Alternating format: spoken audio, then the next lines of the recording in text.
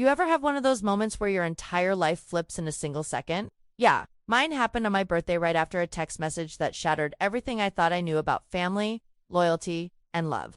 What I discovered that day changed everything and forced me to make a choice no one should ever have to face. If you've ever felt like the black sheep or questioned your place in your own home, then you're going to want to hear this. Trust me, this story isn't what you think.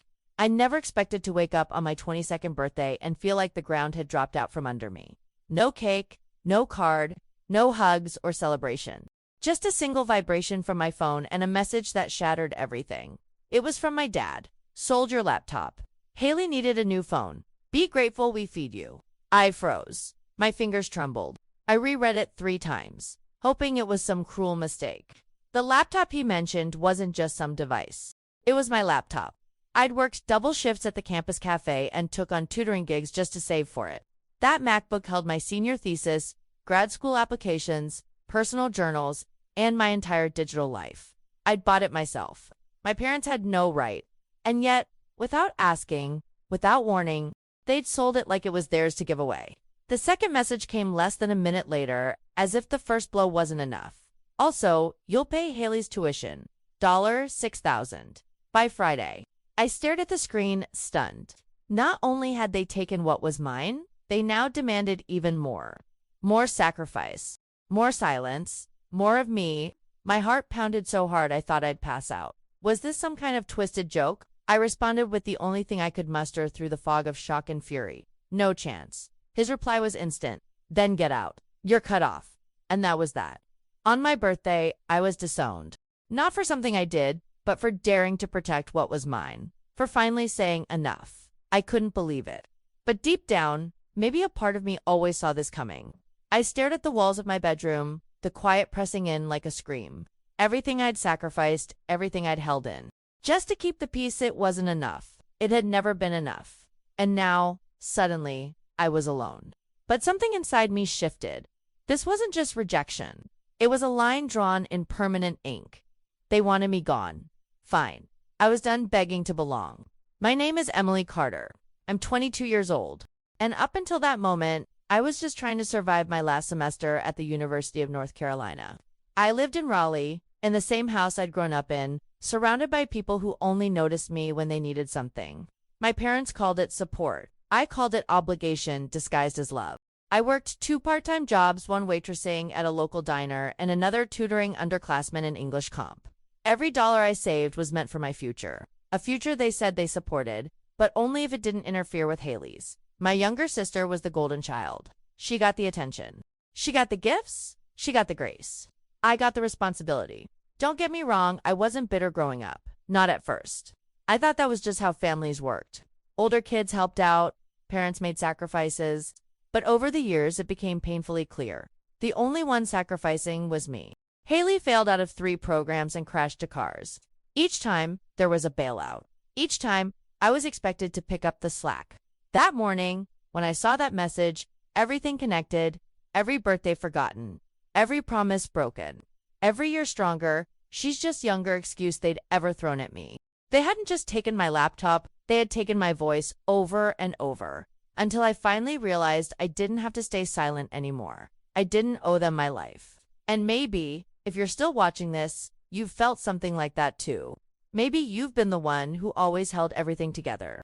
Maybe you've stayed quiet, hoping to be seen. If that's you, you're not alone. Before I tell you what I did next, go ahead and hit that subscribe button. There are so many of us learning to find our strength, and this story, it's just getting started. My birthday started like any other.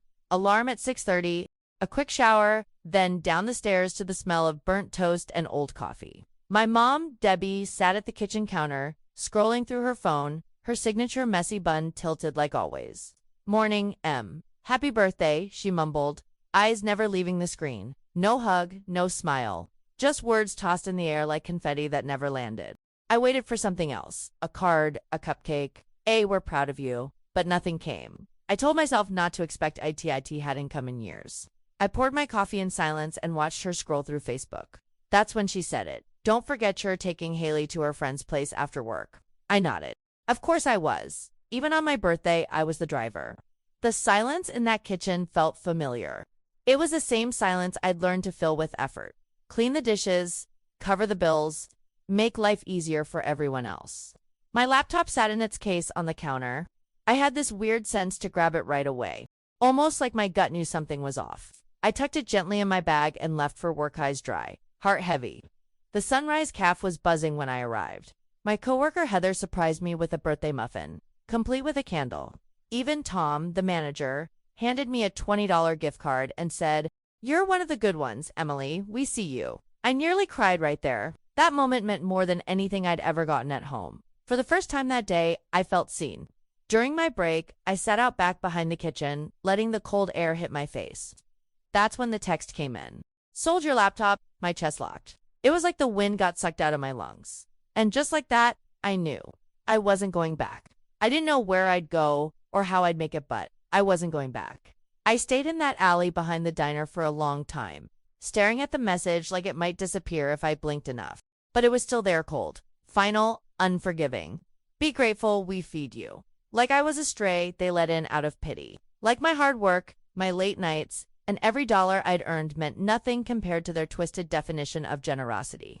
And then came the second blow. "You'll pay Haley's tuition. $6,000. By Friday?" No explanation. No question. Just an expectation. As if my future was something they could keep rerouting to save hers. Haley, the girl who didn't even want to be in school. Haley, who treated effort like a disease and consequences like a myth. And somehow, I was supposed to save her again. The worst part, a tiny voice inside me wasn't even surprised. I'd been conditioned to anticipate these hits, conditioned to rationalize their behavior. "They're stressed, they mean well. You're just the strong one." But strength without boundaries isn't resilience, it's self-destruction. And I'd been slowly breaking under the weight of their needs for years. I didn't reply right away. My hands were cold. My breath was uneven. I scrolled through the message again, read it out loud like it might hit differently. "Sold your laptop. Be grateful. Pay her tuition." The audacity wasn't just insulting, it was dehumanizing. That was the moment I realized this wasn't miscommunication. This was a pattern. So I texted back, "No chance." And just like that, everything shifted. The illusion of family cracked like glass under pressure. My phone lit up instantly with the response. "Then get out. You're cut off." And you know what? For the first time in my life, I felt something close to relief. I didn't slam any doors. I didn't yell. I just finished my shift like a ghost in my own body. Autopilot set to survival mode. Every customer I served, every coffee I refilled, was one more reminder that I was still functioning. Barely, but I was. I finished the shift, thanked Tom, and walked out of the cafe like it was any other day. But nothing was normal anymore. When I got to my car, my little blue Corolla I'd paid off last spring, I sat in the driver's seat and let myself cry for exactly 4 minutes. I timed it. That's all I gave myself. Then I wiped my face, looked in the mirror, and whispered, "You're not going back there." And I meant it. For the first time, I was choosing me. I drove to Jasmine's apartment without even texting her first. I didn't need to. She'd told me years ago, "If you ever need out, you come here." No questions. When she opened the door and saw my face, she didn't ask. She just pulled me into a hug and said, "All right, let's fix this." That moment broke something open in me. Not pain, but relief. I collapsed onto her couch, my bag still slung over one shoulder, and showed her the texts. My hands were shaking. She read them silently, jaw tightening, eyes narrowing with each line. When she finished, she looked at me like I was someone who had just survived a car crash. And in a way, I had, but the wreckage was emotional and it had been building for years. That night, we made tea and sat at her tiny kitchen table with a notepad between us. Jasmine said something I'll never forget. "Maybe this wasn't the end. Maybe this was the permission you've needed all along." And that's when I realized, I didn't just need to leave. I needed to show them what they'd done. Not with yelling, with truth. Before I continue, let me pause and say this. If you've ever been the one holding your family together while no one even asks how you're doing, you're not alone. And if Emily's story is hitting close to home, take a moment to like this video and subscribe to the channel. It helps more people find these stories and, honestly, it tells YouTube that these voices matter. If you want to support even more, there's a little heart-shaped super thanks icon right below this video. Just click it and contribute what you can. It helps keep this channel going so we can share more stories like this one. Now, let me tell you what happened next. because things were about to get even more real. Before the texts, before the breaking point, I lived a double life. On the outside, I was the dependable, one responsible, mature, never in trouble. The girl who juggled 2 jobs while maintaining a 3.8 GPA. But behind closed doors, I was something else entirely. A convenient solution. A backup plan. A resource my family drained without ever saying thank you. Every time I came home, there was a new favor waiting. Pick up Haley, help with groceries, pay the electric bill just this month. I'd learned not to ask questions. I was trained to say yes, because whenever I hesitated, the guilt would come in waves. We feed you, don't we? You live here for free. Be grateful we don't charge you rent. Except ... none of that was true. I'd been covering household bills since I turned 18. I bought my own food, paid my share of utilities. I even paid for a new water heater when ours broke and never saw that money again. My free ride was a myth, a narrative they spun to keep me quiet, to keep me compliant. And I bought into it because I wanted to believe family meant something. What made it worse was Haley's life in contrast. She crashed her car twice. My parents bought her a new one each time. She dropped out of 2 schools. They blamed the professors, not her. She had a new phone every 6 months. Meanwhile, I used an old Android with a cracked screen because I didn't have the heart or the budget to replace it. But none of that was ever questioned. Haley was finding herself, was already strong. And strong people apparently don't need help. They just hold the weight until their spine buckles. I didn't realize how much resentment I was carrying, until the texts gave me permission to stop pretending it didn't hurt. It wasn't just birthdays, though those hurt the most. My 16th canceled because Haley had a last-minute cheer practice. My graduation dinner cut short when Haley had a really bad day. When I landed a summer internship with a marketing agency, my mom didn't even ask how it went. She was too busy buying Haley a new prom dress. The favoritism wasn't subtle, it was baked into everything. Even when I tried to talk about it, I was told to stop comparing. You're older. You're different. But different didn't mean less deserving. It just meant I was easy to overlook, easy to silence, and easier still to use as a buffer every time life got inconvenient for Haley. I remember one night vividly. I was at the dining table working on a group project. Papers everywhere. Haley came in, announced she needed the space to record a TikTok dance, and my dad told me to move. Not her, me, because it was always my responsibility to adjust, to shrink, to disappear for her comfort. Eventually, I stopped inviting people over. I stopped sharing good news. I stopped believing I'd ever be seen the way she was.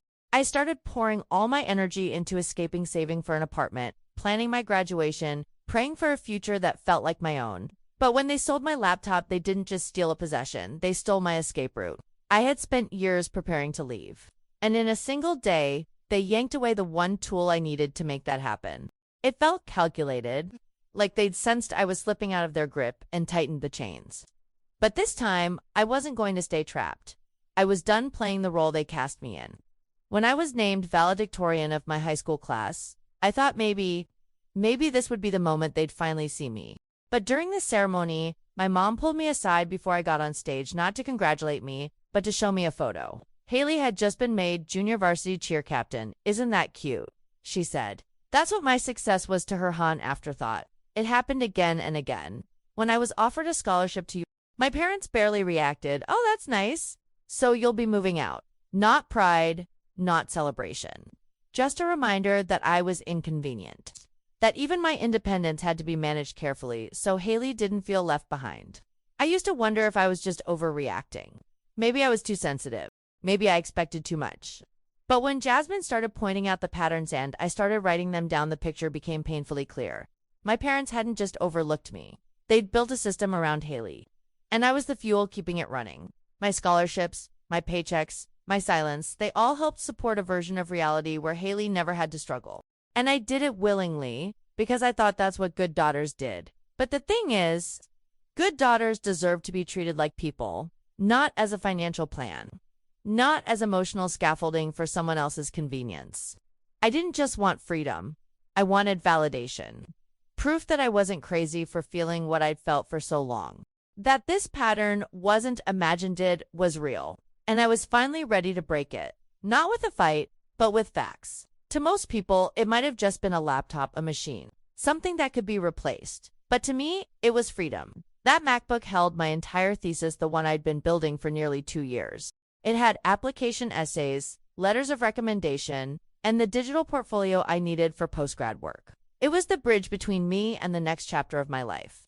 It had taken me nearly a year of saving tips and tutoring money to buy it. I'd skipped concerts, said no to weekend trips. I even turned down a secondhand car just so I could invest in something that would help me grow. And now it was gone. Casually, coldly, without warning. Sold to a neighbor like it was junk in a garage sale. But the theft of my laptop wasn't just about technology, it was about agency. My family had stripped me of something I had worked for on my own. They'd sold it without permission, for a reason that had nothing to do with me, and then demanded more. They saw my effort as expendable, something they could cash out whenever it was convenient. And the cherry on top, they sold it for less than it was worth just to buy Haley a phone. Not for school, not for work. A phone. And still expected me to pay her college tuition, like this was my role in life. The backup parent, the quiet funder, the invisible sacrifice. I was supposed to say thank you for the chance to serve. That was when it clicked. They didn't respect me, they used me. And that wasn't love. It wasn't even dysfunction. It was manipulation, built on the assumption that I would never speak up. But this time, I was done staying silent. The text then get out. You're cut off. Hit differently than I thought it would. At first, I panicked. Where would I go? What about my job? My clothes? But then something strange happened. I felt lighter. Like the weight I'd been carrying wasn't mine anymore. Like someone had just handed me a permission slip to take my life back. I didn't even respond. There was nothing left to say. If the price of freedom was leaving behind a place that never felt like home, I was willing to pay it. I finished my shift, clocked out, and walked out of that cafe with a weird, almost dizzying sense of clarity. I wasn't losing a family, I was escaping a system that had always been rigged against me. That night, Jasmine helped me list everything I needed. Clothes, documents, savings, backup drives. But as we made that list, she paused and said, "You know what you really need? Receipts." At first, I didn't get it. Then it clicked, not literal receipts, but proof. Proof that I wasn't imagining the imbalance, that my story had weight. So I started gathering it. Old Venmo transactions. Utility bills in my name. Screenshots of messages asking for money just until next week. Notes from birthdays forgotten and internships dismissed. I built a timeline not to shame anyone, but to finally see it myself. And once I saw it all laid out, I couldn't unsee it. I wasn't just going to leave quietly. I was going to tell the truth. Not with drama, not with screaming, with clarity, with records. With the one thing my parents had always feared the most. The decision came like lightning clear, sharp, undeniable. I was going to pack my things and go. But I wasn't walking away empty-handed. I was going to leave them something. Not revenge. Not a tantrum. Just reality. A folder. Thick, organized, undeniable. Years of evidence showing who had really been keeping that household afloat. Jasmine helped me build it. We stayed up past midnight, printing statements, highlighting dates, organizing everything into sections. Loans, bills, unauthorized withdrawals, screenshots of conversations. I even included the receipt for the laptop I'd bought myself, proof that they had stolen something that never belonged to them. And at the top of that folder, I wrote a single note. No accusations, no insults, just 7 words, the truth about who funded this house. I planned to leave it on the kitchen table, right where my dad liked to place the newspaper. I wanted them to see it first thing. Not to hurt them, but to confront them with what they refused to see. Packing was surreal. I grabbed only what mattered: documents, clothes, my emergency savings hidden in a book sleeve. Jasmine waited outside while I moved quietly through the house like a ghost reclaiming herself. I didn't look at the walls, the pictures, the memories. I just moved with purpose. I was done giving that house any more pieces of me. At 3:47 a.m., I walked out the front door for the last time. The folder sat on the table. The front door clicked shut behind me. The air felt cold and quiet, but for the first time in years, I wasn't afraid. I wasn't angry. I was free. By the time I got to Jasmine's place, the sun was starting to rise. The streets were quiet, but my head wasn't. I kept replaying everything, every text, every ignored birthday, every time I said yes when I should have said no. When Jasmine opened the door, I didn't need to say a word. She pulled me into a hug so tight it felt like the first time in years someone was holding me together. Her apartment wasn't fancy, just a 1-bedroom with a pull-out couch and walls covered in mismatched art. But the moment I stepped inside, it felt safe. No demands, no judgment, just warmth. Jasmine handed me a blanket, poured me a cup of tea, and said, "You're not crazy. You're just done pretending it doesn't hurt." And I broke, not because I was weak, but because someone finally saw me. We stayed up all night, talking, crying, laughing at how absurd it all was. Jasmine didn't try to fix it. She didn't tell me to forgive or forget. She just sat with me in the mess. That's the kind of love I didn't know I needed until that moment. No strings, no guilt, just presence. And in that space, I started to breathe again. When morning came, Jasmine made eggs and toast like it was the most normal thing in the world.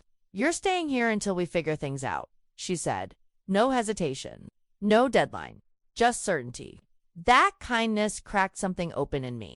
It was the first time I realized I wasn't alone in this not really that day. For the first time in weeks, I let myself rest. Not because everything was fixed, but because I finally understood I didn't have to fix it all on my own. That pull-out couch, covered in too many pillows and a faded throw blanket, became the first real corner of freedom I'd ever had.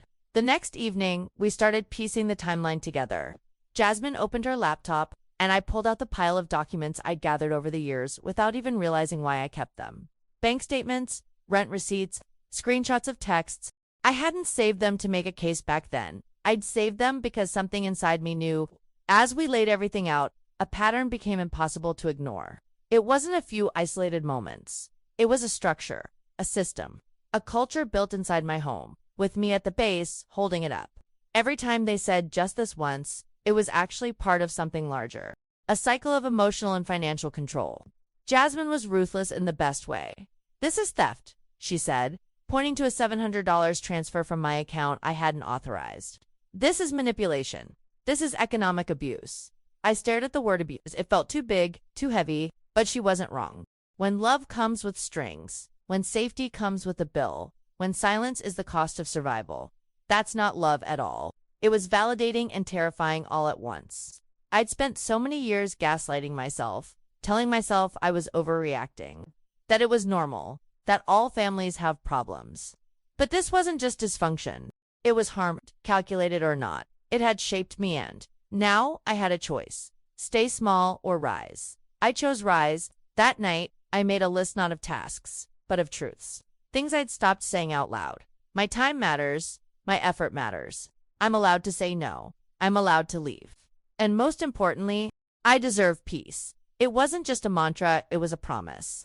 As I sat on that couch staring at years of evidence, I realized something that chilled me to my core. My life had always been the collateral. My parents gambled their stability on the assumption that I would always comply, that I would always pick up the pieces, say yes, pay the bill, stay quiet. And I had, until now. I thought about the times I skipped meals to cover the water bill, the job interviews I declined because Haley needed the car, the classes I nearly failed because I was too exhausted after working double shifts to stay awake.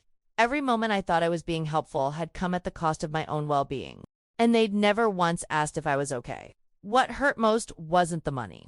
It was the realization that they didn't see me as a daughter, they saw me as a function, a tool, a wallet, a buffer. And no matter how hard I tried to prove my worth, it had never been about that. Because to them, my value had always been conditional on how much I could give.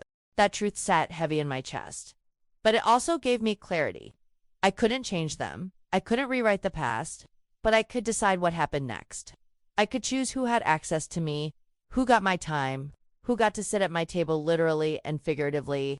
And from now on, that list was going to be earned, not inherited. That night, I deleted my family's shared calendar, removed them from my bank apps, and changed every password I could think of. I wasn't being petty. I was reclaiming space, my space. And for the first time in my adult life, I felt something like power. By the next evening, the plan was forming. It started as a quiet idea, just a whisper, but it grew louder every time I looked at the pile of documents spread across Jasmine's coffee table. I wasn't going back to that house for them. I was going back for me, for the few belongings I needed to move forward, and for closure. We mapped it out carefully. Late at night, when they'd all be asleep. In and out, just grab my things and go. Jasmine offered to come with me, but I said no. This was something I needed to do on my own. Not because I was trying to be strong, but because I needed to face the place that made me small and walk out on my terms. Before I left, I tucked the folder my evidence, my truth into a messenger bag. I added a final note, handwritten, in clean, steady print. You said I never contributed. Here's the record. It wasn't dramatic, it was deliberate. A message not for revenge, but revelation. Let them feel the weight I'd carried. As I drove through the familiar streets of my neighborhood, my stomach turned in knots. But I wasn't scared. I was clear. The kind of clarity that comes when you stop begging to be seen and start choosing yourself instead.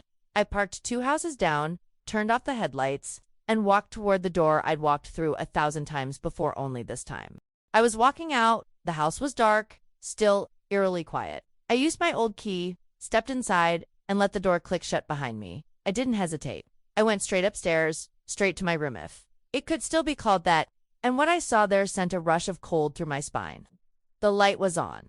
My door was half open, and standing in front of my mirror was Haley ... in my dress. The one I'd saved for my grad school interviews. My favorite, my best. Around her, my clothes were scattered like a hurricane had hit my closet. Drawers pulled out, shoes thrown across the bed. It was like a clearance sale on my identity.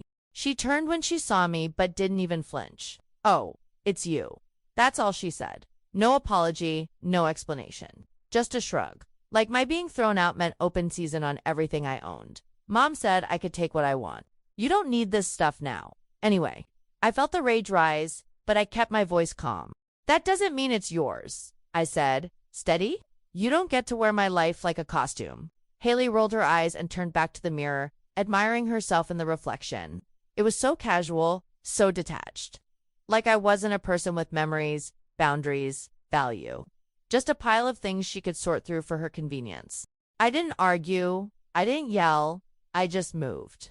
I pulled out my suitcase, grabbed what I needed, documents, clothes, my emergency cash from under the floorboard. I ignored Haley's commentary, her mocking questions, her smirk. Because I wasn't here to fight. I was here to reclaim. Every item I packed was a piece of me I was taking back. Before I left, I turned to her one last time. By the way, I said, pausing at the door, tell Dad I left something for him downstairs.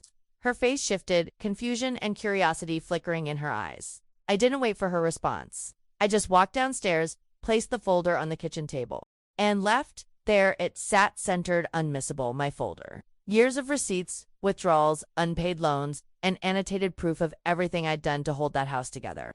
On top, the final note. This is what I carried while you pretended it wasn't yours. I didn't slam the door. I didn't make a scene. I just walked out like a woman who knew she didn't belong in their version of family anymore. The air outside felt different. Colder, but cleaner. Like I'd just stepped out of a sealed room and taken my first real breath. I dropped my bag into the back seat, closed the car door, and looked back at the house one last time. Not with sadness, not with hope, just stillness. I wasn't waiting for a change anymore. I was becoming one. As I drove back to Jasmine's, the streetlights blurred into soft gold streaks. My hands didn't shake, my eyes didn't burn. For once, I didn't feel like the problem. I felt like a person reclaiming her space in the world. Quietly, fiercely, permanently, back at the apartment. Jasmine was waiting with lights low and hot chocolate on the stove. I didn't say much. I just sat on the couch and let the silence wrap around me like a blanket. I was safe, I was seen, I was free. But I knew one thing for sure. By morning, they'd find that folder. And nothing would ever be the same. By 7 a.m., my phone was already vibrating nonstop. 27 missed calls, 43 texts, 5 voicemails. I stared at the screen, still lying on Jasmine's couch, wrapped in a blanket that smelled like lavender and safety. My fingers hovered over the screen, unsure whether to laugh or cry. I whispered, they found the folder. The texts started with Haley. What did you do? Mom screaming, Dad's losing it. They're saying you're trying to sue them. Her panic came through the screen, fast and unfiltered. The tone wasn't angry, it was scared. And for once, it wasn't about me being wrong. It was about them finally being exposed. Then came my mom's messages, a roller coaster of guilt and fury. Brooke, Elizabeth Carter, you come home this instant. Followed by, how dare you leave those lies in our home. Then, a quick shift. Please call us. Your father is very upset. We can talk about this. And finally, sweetheart, we love you. We just want to fix this. My dad's tone, however, didn't soften. His first message, ungrateful. After everything we've done for you, then, if you pursue this, you'll regret it. But even that changed by noon. Let's talk. I'm sure there's a way to make this right. It was surreal. A family that never heard my voice was now screaming into silence. I turned the phone over, screen down, and didn't respond to any of it. Not yet. I wasn't ready. I didn't owe them my attention. Not when all I'd given for years was met with silence. Instead, I sat with Jasmine, ate toast, and for the first time, felt what peace tasted like. It wasn't loud, it was solid. Still, unshakable. I didn't expect the next call. It came around 3 p.m., ringing Jasmine's landline, the only number I hadn't blocked. Jasmine glanced at the screen and said, "It's your grandma." I froze. Grandma Margaret had never gotten involved in family drama. She was the peacemaker, the holiday hostess, the woman who kept everything calm by never choosing sides. But when I answered, her voice wasn't soft. It was steel-wrapped in grace. "Emily, I just got off the phone with your father. I'm coming to town tomorrow. Do not, under any circumstance, go back there. We need to talk face to face." I blinked, stunned. She didn't ask what happened. She already knew enough. She was furious. Not at me, at them. She'd been watching from a distance for years. She admitted. The favoritism, the excuses, but she didn't realize how deep it had gone until now. "Your grandfather would be livid," she said. "You've been used." That's not family, that's exploitation. Hearing those words from her made me cry for the first time since leaving. That evening, Jasmine and I talked about what might come next. Grandma wasn't just visiting, she was bringing her attorney, the same man who had managed my late grandfather's trust. I didn't even know I had a trust. My dad had always told me there was nothing left. Grandma suspected otherwise. I was stunned by how fast things were moving, but also deeply grateful, because someone who mattered, someone who carried real weight in our family, had finally seen me. Not as the difficult one, not as the problem, but as the truth teller. And that truth was already starting to shift everything. The next day, Richard, my old manager from the cafe, called Jasmine Lamb. He'd heard I didn't show up for work and was worried. Jasmine explained everything, and Richard's response was immediate. "Tell her to take the week off. We'll figure it out." Then, after a pause, "Actually, tell her I've got extra shifts next week. And if she needs an advance, I can do that too." His kindness cracked me open all over again. He didn't ask for the drama, didn't question my story, just offered help. Direct, quiet, steady. It was the kind of support that didn't need fanfare to be powerful. It reminded me that sometimes the people who show up for you aren't the ones you share blood with. They're the ones who choose to stay. By that afternoon, the apartment was full. Rachel brought over her spare laptop. Dylan, our tech-savvy friend, offered to help her cover any files I might have backed up to the cloud. Sophie showed up with 3 bags of groceries and enough Tupperware to feed a small village. They didn't come to fix me. They came to stand with me. I looked around that tiny apartment and saw what real love looked like. Friends on the floor, passing around a charger, laughing about how old my backup phone was. No guilt, no conditions, just people who cared. I realized then that I hadn't just lost a family, I had found a community.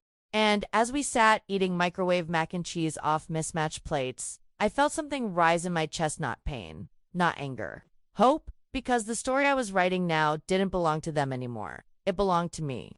And it was starting to sound like something worth telling. When Aunt Nancy arrived that evening, she came with a folder of her own. She didn't sit down right away, just stood in the doorway, her face tight with something between anger and heartbreak. Then she looked at me and said, "Emily, ... there's something you need to see." She placed the folder on the coffee table with a soft but deliberate thud.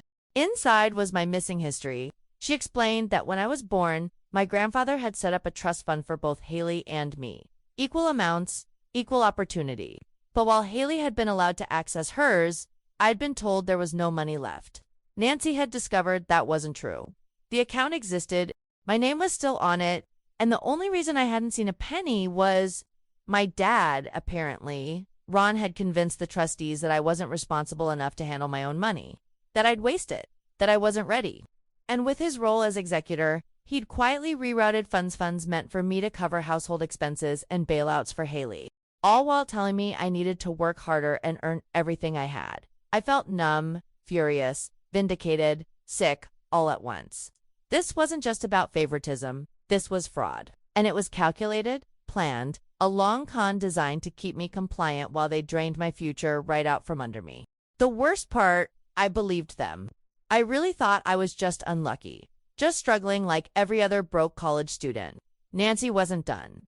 Your grandma's already making calls, she said, and she's flying in tomorrow with Gregory, the family lawyer. We're going to fix this. I didn't know what justice would look like yet, but for the first time in a long time, it felt like I might actually get it. What happened next was chaos. Beautiful, overdue chaos.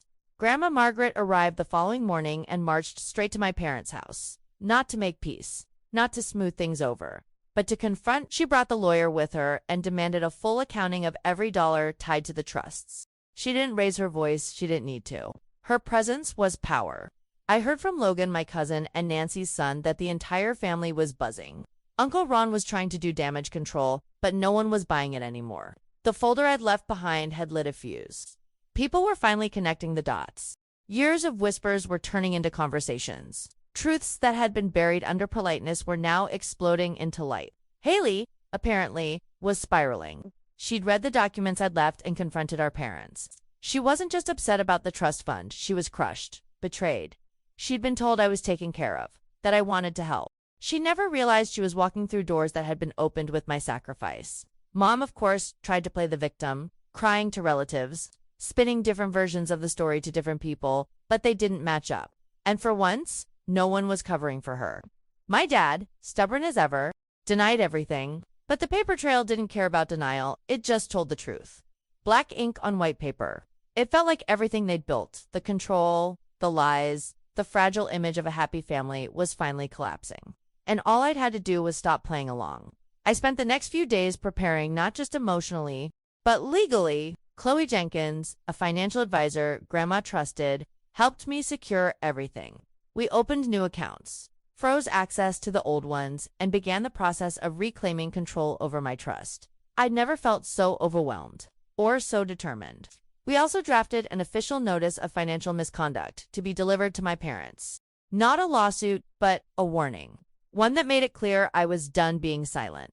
A record was being created, and this time, I wasn't the only one who saw the pattern. There were witnesses, professionals, and family members who were no longer afraid to speak up. I also met with Dr. Melissa Turner, a therapist Grandma had recommended. She specialized in family dynamics, and from the moment I sat down, I knew I needed her. She helped me name what I'd been through: emotional parentification, financial abuse, psychological gaslighting. None of it made me weak, it made me survive. In our sessions, I stopped asking, what did I do wrong? And started asking, why did they need me to believe I was always the problem? That shift changed everything. My healing didn't come from confrontation, it came from clarity. From finally understanding that what happened to me wasn't normal, it was just familiar. By the end of the week, I had backup. I had records. I had a plan. And most importantly, I had my voice no longer buried under obligation, but rising like a storm with purpose. And I was just getting started. It was a quiet Thursday when Logan peeked through the curtains and said, it's Haley. I froze. I wasn't sure I was ready to see her, not after everything. But then I saw her standing there in the entryway, hugging her arms, eyes red-rimmed and swollen.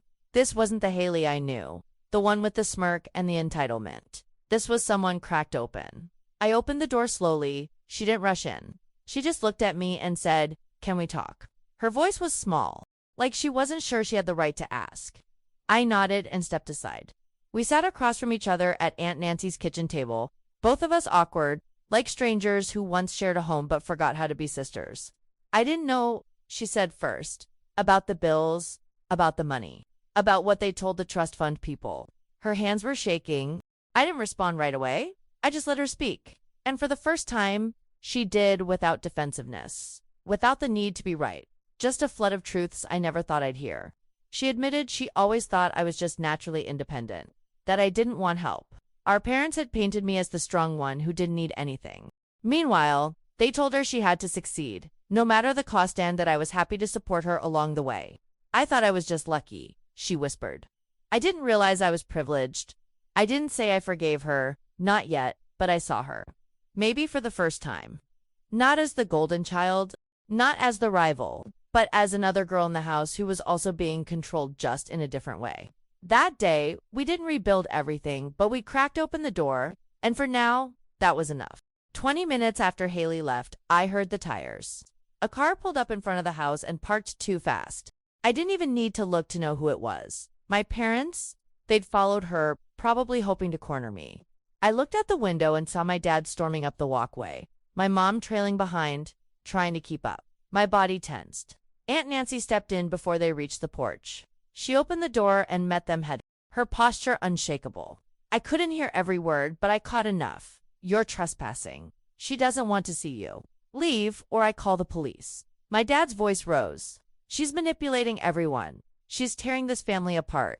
That's when Nancy pulled out her phone and dialed. Within minutes, a police car pulled up. My parents weren't arrested, but they were warned. The officers told them this was private property, that they needed to leave, that any further attempt to approach me without my consent would be considered harassment. I stood behind the curtain, watching it unfold. As they drove away, my dad shouted from the window, "This isn't over, Emily." But the thing is, he was right. It wasn't over.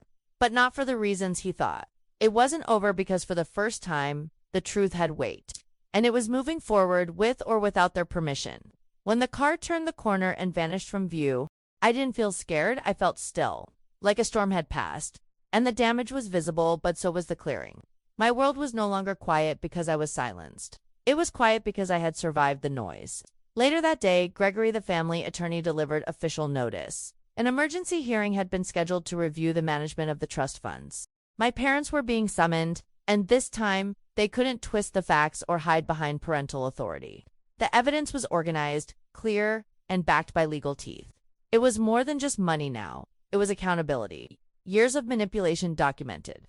Years of financial abuse about to be examined under oath. My parents had crossed so many lines believing they'd never face consequences. But they forgot one thing. I kept receipts. Literally and figuratively. Haley was called as a witness. So was Aunt Nancy. So was the trustee who'd been pressured by my father. It was like watching dominoes fall, one by one.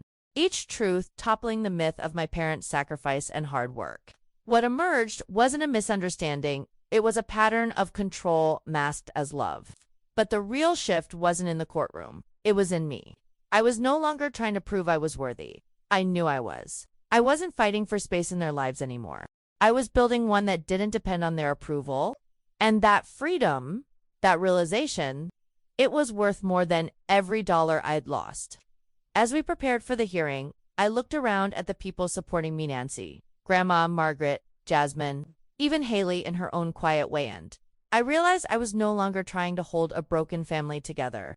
I was forming a new one rooted in truth, not control. The hearing wasn't flashy. There were no screaming matches or dramatic confessions, just a quiet room, a judge, and a stack of documents no one could ignore.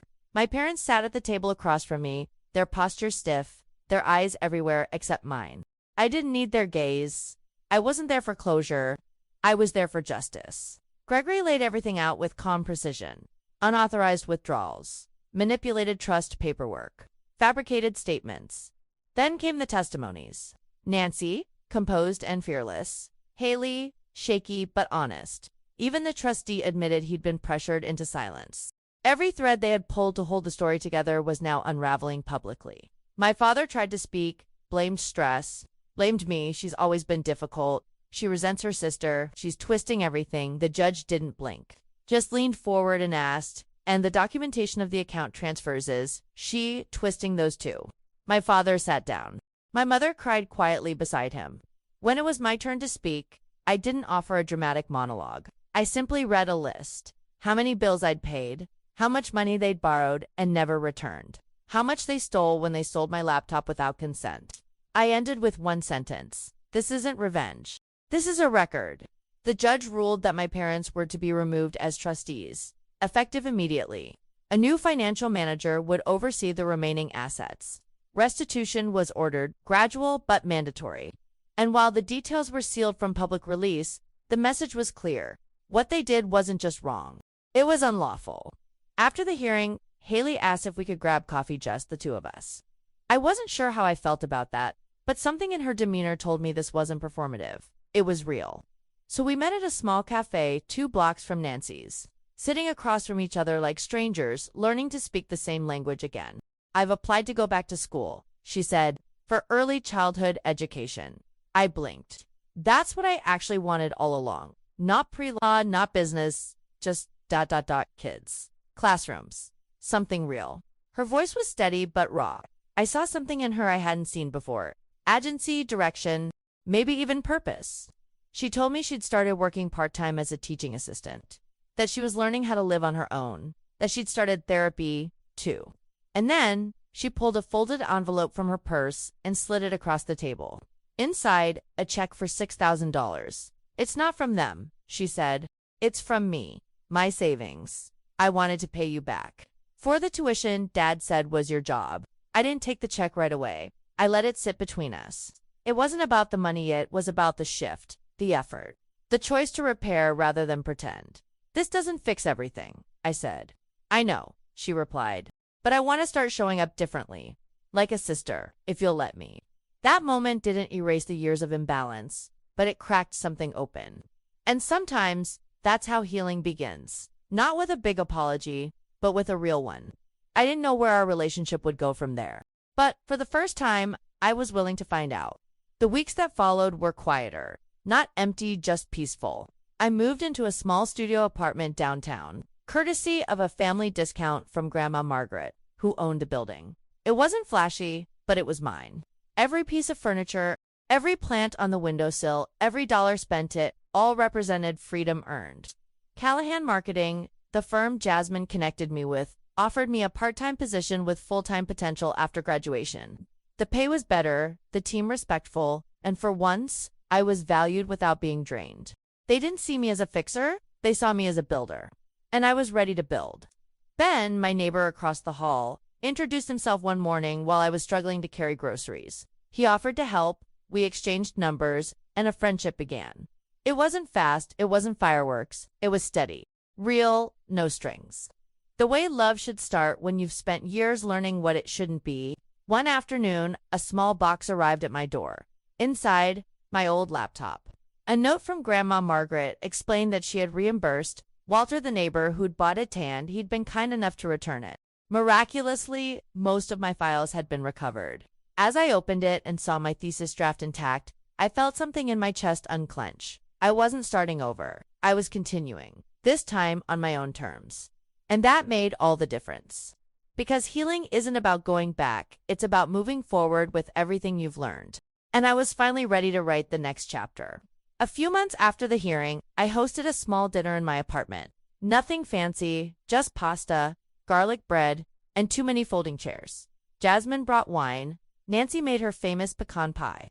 Grandma Margaret arrived with a smile and her usual basket of homemade jam. Haley showed up with paper napkins and the awkward energy of someone trying not to mess anything up. We sat around my tiny kitchen table, eating and laughing, the kind of laughter that feels like exhaling. It wasn't a picture-perfect family, but it was something better chosen. There were no power plays, no guilt trips, no performance. Just people who had earned their seat, one honest moment at a time. At one point, I looked around and thought, this is what I thought family would always feel like. Not heavy, not tense, not transactional, but warm, safe, supportive. A space where I didn't have to shrink, a space where I could just be. And that realization hit harder than any courtroom win. Grandma Margaret gave a toast before dessert. She raised her glass and said, to Emily, who had the courage to name what was broken, and the strength to start again. Everyone clinked glasses, and for once, I didn't deflect the compliment. I accepted it, because I had earned that moment. There was still pain, still unanswered questions, but there was also room now for joy, for growth, for healing. I was no longer dragging a broken past into every room I entered. I was building something new, and it was starting right here, with the people who stayed. 1 month later, I stood in front of my thesis committee with my laptop open and ready. I clicked through slides I thought I'd never get to finish. My voice was steady, my argument clear. I didn't just present research, I presented my survival. And when I finished, the lead professor smiled and said, "Outstanding work, Emily. You've clearly lived this." I walked out of that room and cried in the hallway, not because I was scared, but because I was proud. Everything I'd thought I lost had come back stronger. Not just the data or the files, but me. The version of me who stood tall in the face of every no, every shutdown, every manipulation.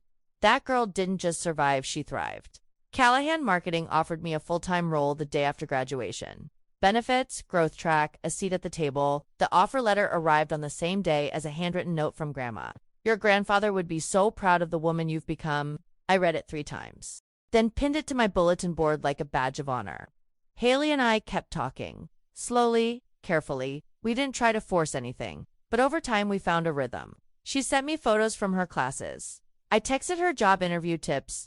We weren't trying to rewrite the past. We were just trying to write better chapters moving forward. One Sunday, she showed up with a check for $6,000, the amount Dad had once demanded I pay for her tuition. "It's not from them," she said. "It's from me. I've been working, saving. I want to do what's right." I didn't cry, I just hugged her. Because sometimes, justice comes not from punishment, but from accountability and change. Love used to feel like a contract to me, like something you earned through sacrifice, silence, and suffering, but not anymore. Love now feels like Jasmine leaving groceries on my porch without asking, like Grandma sending postcards even when she lives 10 minutes away, like Haley apologizing without a but, like Ben texting, "You don't have to fix everything, just let me be here." Ben and I grew slowly, with no rush to label anything. We started with takeout and conversations that lasted way past midnight. Then came dog walks, IKEA trips, Sunday mornings with coffee and silence that felt like comfort, not awkwardness. He never asked for more than I could give. He just stayed. And sometimes that's what love is. Staying? He was the first person I told about the cabin. The one Grandma gave me, a piece of land tucked into the Blue Ridge Mountains, a place I could turn into a retreat, or maybe a writer's residency, or just a space to breathe. I wasn't sure yet. But knowing it was mine gave me peace. I used to think I had to earn rest, earn love, earn safety, but I don't believe that anymore. I've learned that when love is real, it doesn't cost you your identity. It doesn't demand your silence. It doesn't shrink you to fit someone else's comfort. It makes room. My life wasn't perfect now, but it was honest. And I'd take that over polished pain any day. 1 year after that birthday text, I no longer felt like the ghost in someone else's story. I had stepped out of the shadow and written my own narrative, one where I wasn't the scapegoat, the afterthought, or the fallback. I was simply Emily, and that was, funnily enough. The legal case against my parents had ended quietly but decisively. A court-ordered settlement secured what remained of my trust fund, placed under new management. My father lost all financial control. My mother sent one final letter, full of deflection and vague remorse, but still not a trace of accountability. I never replied. That was my boundary. I had spent years being told that forgiveness meant giving people access again. I no longer believed that. Forgiveness, for me, meant freedom. And I was free. From the guilt, from the role they cast me in, from the cycle I had been brave enough to break. I didn't want revenge, I wanted clarity. Peace, and I had both now. My relationships were honest, my finances were my own, and my heart. It was finally healing. Slowly but surely. I'd stopped waiting for apologies that never came. I started living in the light of my own truth. Sometimes healing looks like walking away and never turning back. And sometimes it looks like standing still long enough to feel the weight of your own strength. It's strange how life opens up when you're no longer surviving every moment. The air feels different, food tastes better, laughter comes easier. I started to notice beauty again in things I used to rush past. A hawk circling the sky above my apartment, a child laughing on the subway, silence that didn't scream. I took a solo trip to the mountains, stayed in the old cabin. No Wi-Fi, just a journal, a blanket, and space to grieve and breathe. I wrote 4 hours, not to produce anything, just to remember who I was before survival became my full-time job. And for the first time, I liked what I saw on the page. I reached out to people I'd lost touch with, not out of obligation, but curiosity. Real conversations followed. Reconnection with high school friends who, like me, had grown into their own skin with scars and stories to tell. It wasn't about picking up where we left off. It was about building something new with people who met me now. Haley joined me for a weekend at the cabin in early spring. We hiked, we talked, we cried. "I used to be jealous of you," she admitted one night, "because you seemed so independent. I never realized you were just surviving." I nodded, understanding her better than I ever had. We weren't rivals. We were survivors of the same broken system. Living isn't just about avoiding pain. It's about inviting joy, even when you're scared. And I was finally living. I used to think power meant shouting louder. Now I know it means speaking only when it's worth your breath. I stopped explaining myself to people committed to misunderstanding me. I stopped proving, justifying, apologizing. I simply was, and that was my quiet kind of power. People asked how I stayed so calm through it all. The truth is I wasn't. I was often furious, afraid, exhausted, but I learned how to pause, to process, to choose my next move instead of reacting from pain. That self-control didn't come from weakness, it came from depth. At work, I began mentoring new interns, young women who reminded me of myself, full of ideas but unsure they belonged in the room. I made space for them, I saw them, because I remembered what it felt like to be invisible. And now that I had a voice, I used it to open doors. Ben and I adopted a dog Scout, a rescue with a limp and more loyalty than I knew what to do with. Scout became a symbol of everything I was learning. We don't have to be perfect to be worthy of love. We just have to be real. And that was enough. Looking in the mirror now, I didn't just see someone who had survived. I saw someone who had rebuilt, who had risen, who had become, and nothing, no text, no betrayal, no loss could ever take that away again. Exactly 1 year after the message that changed everything, I stood in my own apartment, sunlight pouring through the window, cake on the table, and people who truly loved me laughing around me. It wasn't extravagant, no giant balloons, no expensive gifts, just realness, just peace. When it came time to blow out the candles, I paused. Not to make a wish, there was nothing I needed to ask for anymore, but to thank myself for surviving, for leaving, for choosing me. That moment wasn't about celebration. It was about closure. Haley was beside me, her hand squeezing mine gently. Ben handed me a small box, inside of which was a compass pendant. To remind you, he said, you always know where you're going, even when it doesn't feel like it. I nearly cried. It was exactly what I didn't know I needed. Scout barked from the corner as if in agreement, tail wagging in approval. I smiled. This life, it was mine. Built from ashes, yes, but built by me. And that made it more meaningful than anything handed down or stolen or forced. The girl who once accepted silence as love was now surrounded by voices that uplifted her. And for the first time, her birthday wasn't the day things fell apart. It was the day everything finally came together. If I could go back and speak to the version of me who sat in that diner alley reading her father's message, who felt the floor fall out from under high, would hold her face and say, "You're about to do the bravest thing you'll ever do." I'd tell her, "You'll lose people, but you'll find yourself. That trade will hurt, but it will be worth every painful inch. You'll stand in courtrooms, walk into therapy, open new bank accounts, and reclaim every piece of your stolen identity. You'll build a life no one can take from you." I'd remind her that anger can be sacred, that it can spark a revolution, especially when it's been buried under years of people-pleasing. I'd tell her she's not difficult, or dramatic, or selfish. She's awake. And waking up always feels disorienting at first. I'd tell her that her story won't be the only one, that speaking out will make others feel seen, that she won't just survive, she inspire, that broken hearts make brilliant foundations when we're brave enough to rebuild from them. And finally, I'd whisper, one day, you'll thank him for that message. Not because he was right, but because it pushed you to become everything they never believed you could be. Today, I choose who gets access to my time, my energy, my heart. I choose what values I build my life on: respect, honesty, courage. I choose to stop carrying guilt for other people's bad behavior. And I choose to let love in, fully and without apology. I chose to believe that trauma didn't break MIT, refined me, that survival wasn't the end of the story, it was just the prologue. And now, I'm writing chapters filled with love. I don't have to earn in safety, I don't have to beg for. I chose to see my worth beyond what I provide. I'm not just responsible, I'm remarkable. Not because of what I did for others, but because of what I dared to do for myself. That's the kind of legacy I want to leave behind. This story isn't about revenge, it's about reclamation, of identity, of peace, of power. I don't need them to see it, I see it, and that's enough. Because when you walk away from what breaks you, you open the door to what builds you. And that is a life worth choosing. If any part of this story echoed in your own heart, if you've ever been overlooked, undervalued, or made to feel like your worth was conditional, know this: you're not alone, and you're not wrong for finally choosing yourself. Sometimes the greatest act of love is walking away. What would you have done in Emily's shoes? Would you have stayed silent or spoken your truth? Share your thoughts in the comments. I want to hear your stories too. Let's create a space where voices like Emily's aren't just heard, they're amplified.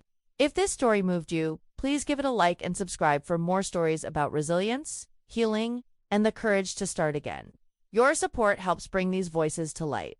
And if you want to go one step further, if you felt truly seen by this video, consider leaving a super thanks to help the channel grow. It's easy. Just scroll below the video and click on the heart with the $sign. Every bit helps us share more powerful stories like this one. Because somewhere out there, another Emily is about to receive her message, and maybe this video will be the strength she didn't know she had.